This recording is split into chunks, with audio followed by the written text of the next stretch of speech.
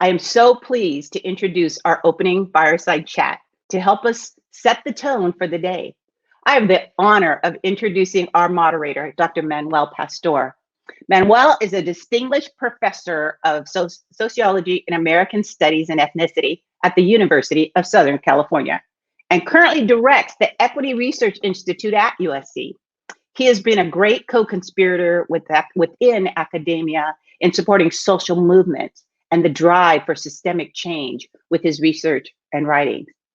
Please join me in welcoming Dr. Manuel Pastor. Thank you, Deborah. Glad to be with you. Glad to be part of this opening conversation.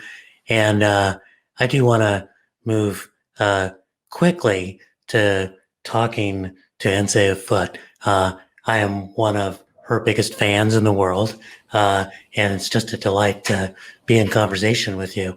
I'm just going to frame this up a little bit and then introduce you and ask a first question. You know, like many people in the United States, I actually have now fully vaccinated. And I know that I'm supposed to thank scientists or Biden, but actually, thank you, Georgia. Thank you, Georgia, for changing the administration so that it would actually get an effective vaccine rollout. I've got 2 children. They both got STEMI checks. My son in particular, who is a musician, whose backup career is as an actor, never exactly a career building strategy. Thank you, Georgia. And I really want to thank Deborah for saying that speakers could say anything they wanted. So we don't have a raving lunatic, racist, fascist president. Thank you, Georgia. And a large part of that has been the work of the New Georgia Project and Nsé Ufot. And I know that you'll spread credit to lots of others as well, but let me just say something about the New Georgia Project, which is registered, I think now 500,000 voters who've been participating. And Nsé is remarkable herself. She was born in Nigeria, raised in Southwest Atlanta, graduated from Georgia Institute of Technology. She has done some pretty amazing things recently, but I didn't realize that you were the executive assistant director for the Canadian Association of University Teachers. Yes. That is a story that we need to explore over beers one day, over a barbecue like we have in the past in South Los Angeles. So I'm just so delighted that you're with us. I want to start with this question. A lot of times when the media sort of something happens and they go, oh my God, it's an overnight sensation. So they go, wow, Georgia, it changed. We go, the New Georgia Project, how amazing. This has been a long march, both for the New Georgia Project and for you. Can you talk about that long march? Because I think sometimes people see a sudden success and they don't realize the hard work, the planning, the discipline, the strategy that went into it. Right. I mean, well, it starts with 2 young women. There's a woman named Stacey Abrams in our state who became the minority leader in the Georgia state legislature. So the leader of the Democrats, because they were the minority party. And one of my very best friends, Lauren Grow-Wargo, who eventually went on to become Stacey's campaign manager in her historic bid to become America's first Black woman governor. And, you know, as they were sort of surveying the landscape, and this will be made relevant as I continue, but, you know, the first couple of years were spent sort of trying to understand the state of play. What was preventing Georgia from living up to its full potential? This multiracial, multi-ethnic state that's seen as the crown jewel of the South. What is preventing it from, you know, why is our minimum wage $5.15 below the federal minimum wage of $7.25? Why are they building 2 new nuclear power plants in Black communities and communities of color where there haven't been any new nuclear power plants built anywhere in the United States in 30 years? Okay, we have this new president. We have this Affordable Care Act. Why would our legislature leave billions of dollars on the table when Georgians are actually dying from lack of access to affordable health care? And it came down to power. that we did not have enough power to stop the bad things from happening, that there was not enough power to influence the people in our legislature. So how did we go about building it, right? And so it started from when Stacey became the minority leader in 2011, and then to 2013. The first sort of iteration of the New Georgia Project was a Obamacare Navigator program, an Affordable Care Act Navigator program. That there were black folks, Latinos in rural Georgia who had worked 20, 30, 40 years and never had employer provided health insurance. So we went to go knock on their doors and say, hey, here's this opportunity. Can we help you, et cetera? Basically taking our learnings from civic engagement and applying it to signing people up for healthcare. The plans were trash. We didn't expand Medicaid. People didn't want it. So we stopped lying to the people. And we said, what is the thing that we're going to have to actually do to build power so that we have elected officials who listen to us, who know what our priorities are? So we started registering people to vote. And to date, we've registered over 500,000 young people and people of color in all 159 of Georgia's counties, right? Because one of the ways that they are able to dismiss us is, oh, this is an urban thing, like code for Black, code for Latinx, right? Yeah. This is an Atlanta thing. Also, code for Black and people of color. But we are in every single county in Georgia. That we've built a network of churches, synagogues, and mosques that's over 1,100 congregations that join us in doing this work. It has been lawsuits, it's been criminal investigations, it's been all kinds of disparaging comments about who we are and what we're doing and what our aims are. It has been a decade plus march towards a pipeline, a generation, a cohort of policymakers and elected officials who know what our community's priorities are, who are accountable to our communities, and who see themselves as co-governing with the people of Georgia, who see themselves going to Washington, D.C. And to Atlanta to do the people's work. So when you talk to Senator Ossoff and you talk to Senator Warnock, they will tell you that we are co-senators with the people of Georgia, and we have a Georgia agenda that we are taking to the United States Senate. The lesson I would really lift up from that's really important is the combination of impatience about inequity and patience about a strategy that's going to take some time to actually, bear fruit. Because I do think that we often have a very presentist notion of how we're going to change things dramatically. We need to change things dramatically, but we also need these long strategies. The other thing I think that's quite remarkable about your story, in the book I wrote about the transformation of California, State of Resistance, I talked about the difference between moving to the middle and moving the middle. I think one of the things that's remarkable, Nsé, is that you didn't elect Doug Jones or Joe Manchin. No. You elected two of the most liberal senators in the Senate from Georgia. Yes. I saw you snap your fingers. This idea that you don't need to be mushy, that you need to actually offer vision. Does that make sense to you? How did you come to it? It absolutely makes sense to us.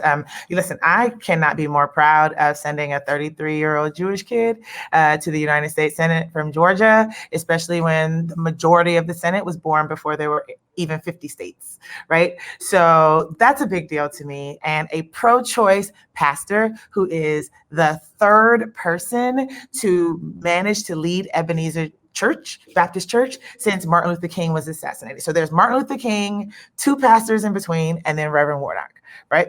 And so that's a big deal to us. They have proven their commitment to the people of Georgia. I think that we live in Georgia, so forgive me for using some very Georgia specific examples.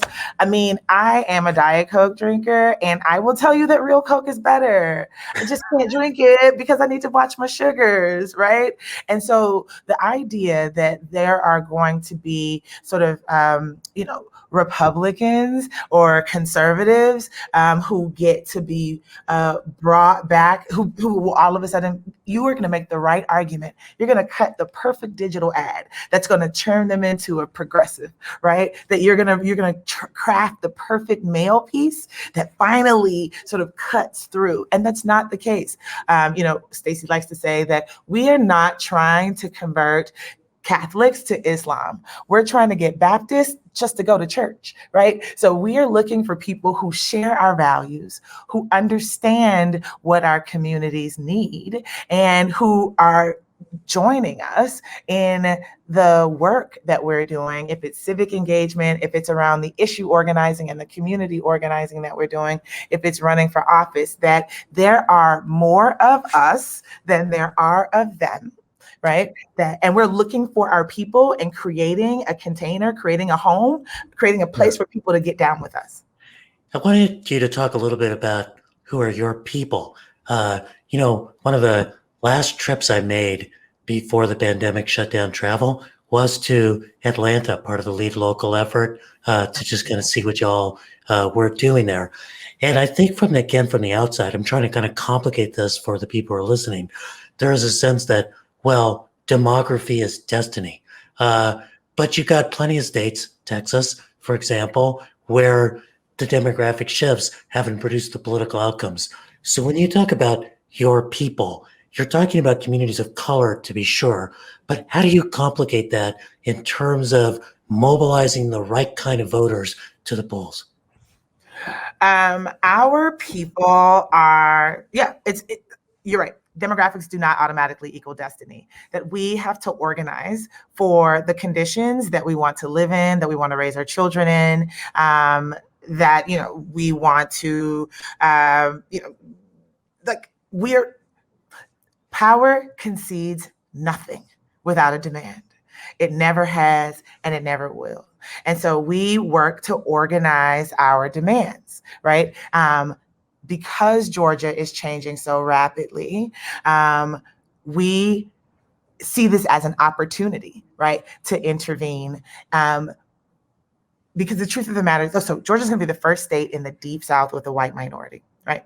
And that, like, people of color is a political identity, right? Like it's Black folks, it's Black Americans, it's Caribbean immigrants, it's African immigrants, it's Central American immigrants, it's South American immigrants, right? It's Puerto Ricans who are Americans, right? So it is a political identity. And the AAPI community, it was very important as well. And the AAPI community, which includes our far left progressive Indian homies and our far right conservative Chinese homies, right? And everything in between, right? And so that it's a recognition that it's a political identity and that we need to understand where our intersections are. We need to understand that, it's nothing about us without us. Right.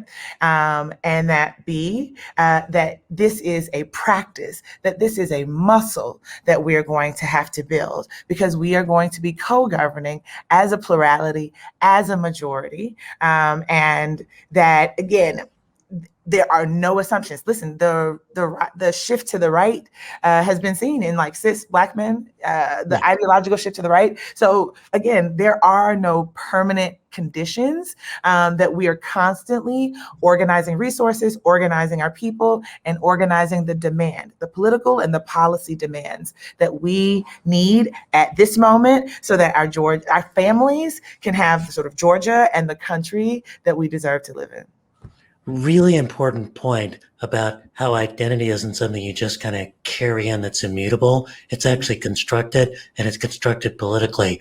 And I say this as someone who, again, for a very long time has worked on that people of color identity because of it being something that, in particular for Latinos, pulls us away from the temptations of whiteness and understand the alliances that we need to have with Black Americans and Black people and others of color and progressive whites to really move this forward.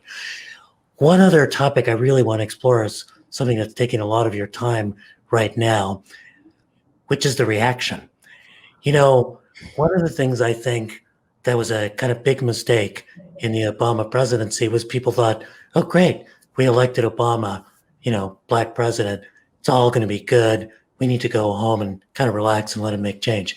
And of course, the forces of reaction, fueled by rage in the right and fueled by Koch brother dollars, rose up in the form of the Tea Party and really derailed the agenda that was there. What you're seeing in Georgia right now is people recognizing the success of the New Georgia project and trying to strip away the right to vote. Right. Can you talk about that reaction, what you're doing, and the corporate campaign that you're involved in? Right. I mean, listen, every expansion of rights, I think that we have seen in this country has been met with a corresponding whitelash, corresponding backlash led by white people and white angst.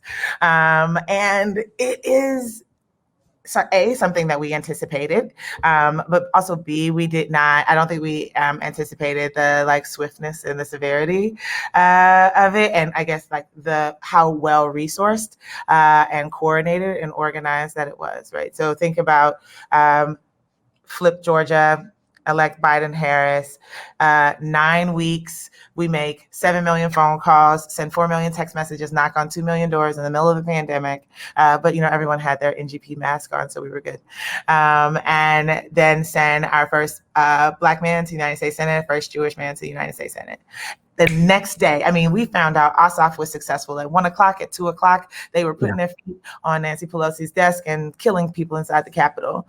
And then immediately saw almost 400 anti-voting bills being introduced in 47 states across the country, 47 out of 50 states. And so for us, it was a couple of things. One, it was a communication challenge, right? That we needed to make sure that people understood why this was happening. This was happening because white people, Black people, brown people, and young people got together and communicated the vision for the Georgia that they wanted to see through, the America that they wanted to see through their votes. And we were able to stop voter suppression because that didn't stop, right? Yeah. It's just that we had anticipated it, we planned for it, we organized around it, right? There were still stupid long lines at the polls in 2020 and 21, people that were illegally and improperly purged from the voter rolls, et cetera. So we needed to communicate to people yes, this was a small victory, we're gonna celebrate it, yay. And brace your feet, plant your feet, flex your knees because the backlash, the white lash is coming, and it did. And we needed to connect the big lie, right? So the big lie that powered the 63 unsuccessful lawsuits that not a single court in the land found that there was widespread voter fraud is the same big lie that powered the Capitol insurrection that made people feel like, oh, wait, maybe, something is wrong. Maybe it's not just a rhetorical issue, this is violence and we should do something about it. It's also the same big lie that's powering these 361 bills that have been introduced in 47 states. So it was a communications effort for sure. Number two, we found in Georgia that there was $7 million that was given to the sponsors of these anti-voting bills. And so we have out-organized the Chamber of Commerce because it is an imperative. We want to say that voter suppression is bad for business. And we are demonstrating that. Coca-Cola knows that. Delta Airlines knows that. American Airlines in Texas knows that. And so, while we had gotten hundreds of CEOs to sign letters to be in the New York Times, et cetera, it was only a week and a half ago that the Chamber of Commerce actually put out a statement opposing HR 1 and HR 4. And so, again, I think that it is anticipating the white lash. I think that it is thinking about ways, your battlefields, right, where we are going to intervene. In court, we filed a lawsuit within 30 minutes of the SB 202 becoming law in Georgia. The court of public opinion, again, challenging these narratives. And so it's press, but it's also our social media. Go check out our Instagram. Don't check out our TikTok. I do some really bad rap parodies. I don't need people to see that. Everybody's rushing to that TikTok right now. Come on, you just saw the bit. Right. But, the court of public opinion, actual courts, I think also just organizing and boots on the ground, tons of direct actions that are making it clear that it's not business as usual. And so, there was a protest at the Coca-Cola Museum that's here in Atlanta, at the airport, Hartsfield Airport in Atlanta, busiest airport on earth, obviously Delta counters on Delta counters. And so, people need to know that Delta was funding voter suppression and we wanted them to stop stop it, right? And so now, not only have they paused, they ceased all PAC donations to, everyone at this point, but, many of them are, evaluating how they are going to contribute. Because there's this sense of like, both sides do it. Oh, my interest is corporate profits. So, we give to Dems, we give to Republicans. We are not at the place where both sides do it is a sufficient enough analysis that this version of the Republican Party has fallen off the rails. Yeah. And it needs to be addressed, that you cannot fix what you have not faced. And so we are at this place where we are very truthful, very vocal about what the pain is that we're experiencing and what we think the solutions are. We only have a few more minutes together. There's so much what you just said about the need to combine the electoral strategy with a legislative strategy, with working in the courts, with a culture or narrative strategy, but also really key with a corporate strategy too, to sort of leverage the economic power. This is the professor trying to lift up lessons for the students online. Just maybe a minute. What do you want the story of Georgia to be when people like me come back 10 years from now? And having written the story of California and gotten tired of California, although who could get tired of California, is what do you want the story of Georgia to be written 10 years from now? I want the story of Georgia to be that we were at the vanguard, right? That we were the tip of the spear for the effort to drag America kicking and screaming into its stable but progressive future. That we showed the country what a multiracial, multi-ethnic, multilingual, multi-generational, people-powered movement looked like. That we are able to overcome centuries of racialized oppression, Jim Crow, economic oppression, again, to show how folks can come together and organize a demand. I think that Georgia is a story of organizing, community organizing, electoral organizing, faith-based organizing. Again, we are in the Bible Belt, right? We're in the Black Belt, the Sun Belt. And so again, while we are well recognized for, registering over 500,000 young people and people of color, again, I do that in community with churches and synagogues and mosques, that there are progressive pastors who understand civic engagement. So yes, I think I want people to understand that it is a people-powered movement that is going to drag the country into its future and show and rearrange the map, challenge the narrative about red states and blue states, and defy conventional wisdom about what is politically possible in America. That's fantastic. I'm going to close with a story, which is that in the 2016 election, the day after Trump got elected, I came into my office the next day and looked at my staff, mostly much younger, and they were looking to me for, I don't know, a veterano's words of advice and encouragement and inspiration. And I said to them, well, I think it's going to be worse than you think, which turns out to be not inspiring, but absolutely accurate.